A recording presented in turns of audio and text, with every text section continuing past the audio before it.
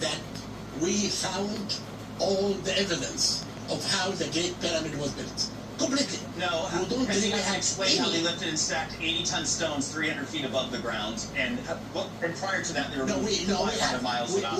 We have it shown. We have it shown in scenes, in tombs, in the Middle Kingdom and the New Kingdom and the Old Kingdom. You have to go and read. You have to go and read about this.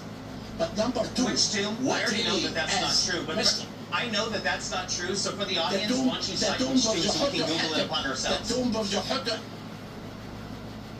of Jehoshaphat at Deir el-Barsha. It shows 172 men are moving a 60 tons statue.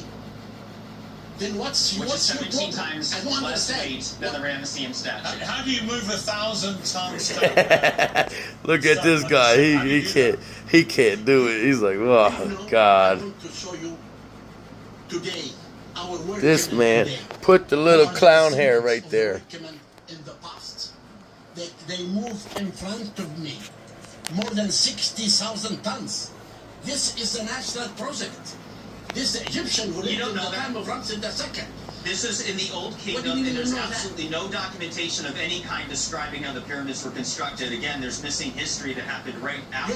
There's absolutely no. Out of the 100,000 hieroglyphs in Egypt, there's not one single one that depicts or. I like the guy in the middle. He ain't said a word. He just smiles because he knows what's wrong. Again, that diary that you keep citing actually doesn't include the word pyramid whatsoever. Just like Dan Richards had just said, it's an assumption. You know, Jai, if you would like to invite me out to show me, you know, the exploration of this hidden void, I think it'd be very good for the influence of the various influencers within this community on the internet that are concerned that things have not been shared on the up and up. I'd actually like to come. I like you. I'd like to come as the impartial guide on that trip, actually. Let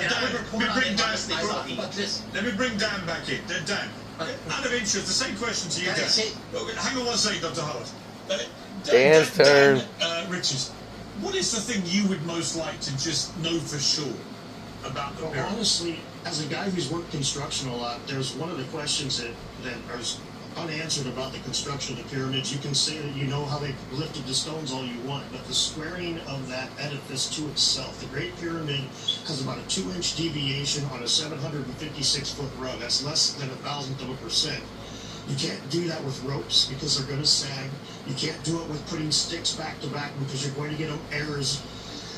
Nowadays we use transits and lasers.